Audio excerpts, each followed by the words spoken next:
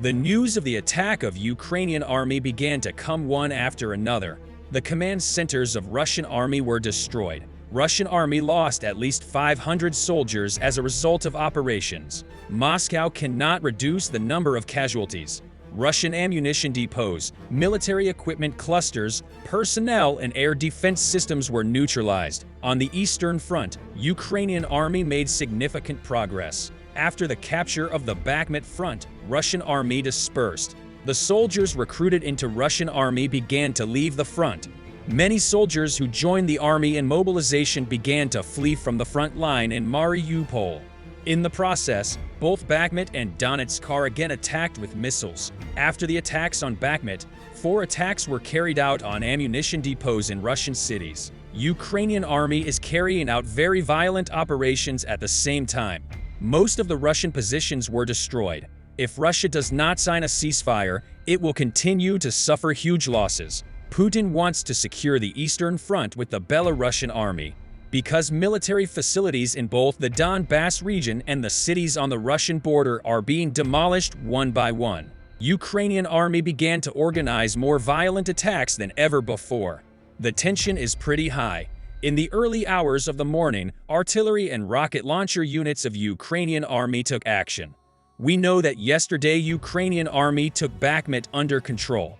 Russian soldiers in the region had to withdraw from the Bakhmut front. According to the information received by Ukrainian intelligence service, a Russian unit was allegedly hiding in the eastern region of Bakhmut. A short time later, Ukrainian troops took action. It is thought that the Russian soldiers hiding in the area are reconnaissance and surveillance teams. After the location of the Russian troops was determined, clashes took place in the region for about 2 hours. Ukrainian forces launched simultaneous attacks from the north and south, neutralizing 90 Russian soldiers in the region. According to the statements of Ukrainian General Staff, it was stated that the neutralized Russian soldiers were affiliated with the Wagner Group. While the attacks in Bakhmut continued, Ukrainian forces began to conduct operations against both Donetsk and military installations in Russia's Belgorod region. According to the statements of Russian Ministry of Defense, 4 anti-radar missiles hit the Belgorod region. Ukraine's Ministry of Defense did not comment on the attacks. However, Russian military press service reported that 1 anti-radar missile was destroyed. Explosions were heard repeatedly in the region, and it was announced that the military facility was destroyed.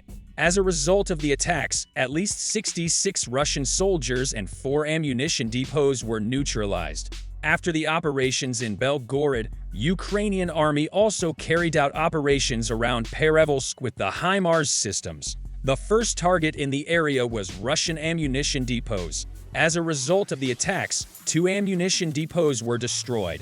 On the other hand, it is known that Russian troops in the Donetsk region have been attacked with rockets for 5 days. Simultaneously, Ukrainian army carried out 50 attacks on Russian positions and military equipment clusters in the Donetsk region. The attacks were carried out with MLRS multiple rocket launcher systems. Exactly 38 minutes after the rocket attacks, Ukrainian artillery units launched 18 more attacks on Russian ammunition depots and command centers in Donetsk. It is known that Russian troops in the region are experiencing great difficulties. It is said that the motivation of Russian soldiers is very low due to the successive attacks, and they have a great shortage of ammunition. Ukrainian armed forces responded very harshly to the attacks carried out by Russia with drones. As a result of the operations that continued for 24 hours, 514 Russian soldiers of Russian army were made radioless, while a total of 5 artillery systems and 1 air defense system were rendered unusable. Russian army lost 514 personnel, 5 artillery systems, 1 air defense system, 33 unmanned aerial vehicles, 13 fuel tankers, and ammunition depots in 1 day. The Russians suffered their greatest losses in the Donetsk region.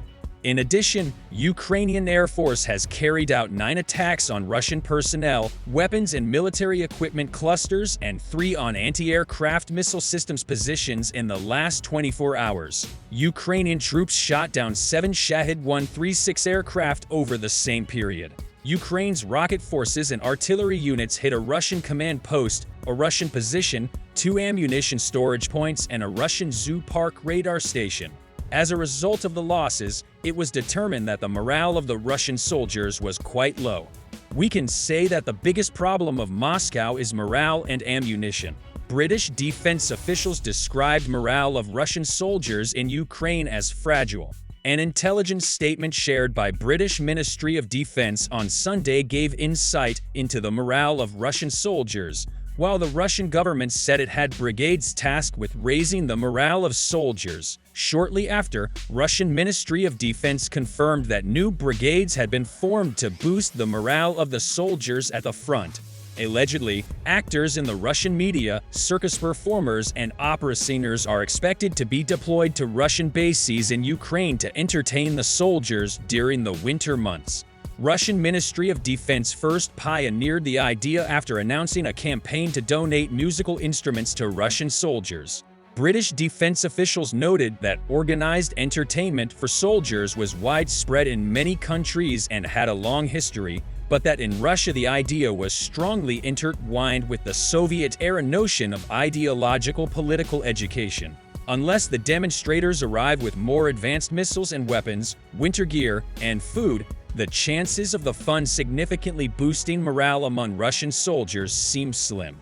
With the harsh winter ahead and the shortage of essential military supplies still plaguing Russian bases in Ukraine, the entertainment only serves to distract the soldiers. According to the Institute for War Studies, Russian forces are still largely focused on taking defensive measures in Ukraine, largely as a result of ammunition shortages.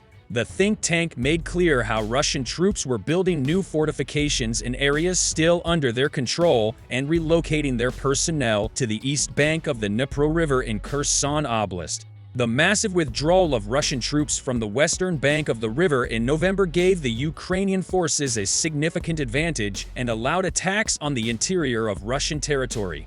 But the withdrawal seems tactically necessary for the Russians, because it is known that Russian soldiers, who have problems with military equipment, ammunition, and morale, have great problems with the destruction of their supply routes. Had the Russian soldiers chosen to fight rather than retreat, Russia would have suffered the greatest casualties of all time. The Ukrainian army drew up a 3-month plan to capture Kherson. Afterwards, the first target was ammunition depots and supply lines. In this process, ammunition and weapons could not be sent to the Russian soldiers whose supply routes were destroyed. Later, the Russian command centers in the region were destroyed one by one. In this situation, the communication of the Russian soldiers decreased considerably and it became very difficult for them to deal with other problems. Then Ukrainian army, which completed its shipments in the region, took action. Forced to retreat and struggling to acquire new advanced missile systems and ammunition, Russian forces are now struggling to protect important logistical routes. The Russian troops were probably so overwhelmed that the fund could only do so much. We have come to the end of another video. We will continue to report the events in the coming hours to you quickly and accurately. We continue to inform you objectively about the events. You can like the videos to support us. You can also subscribe to the channel to make it easier to follow new videos. I wish you all happy days. See you.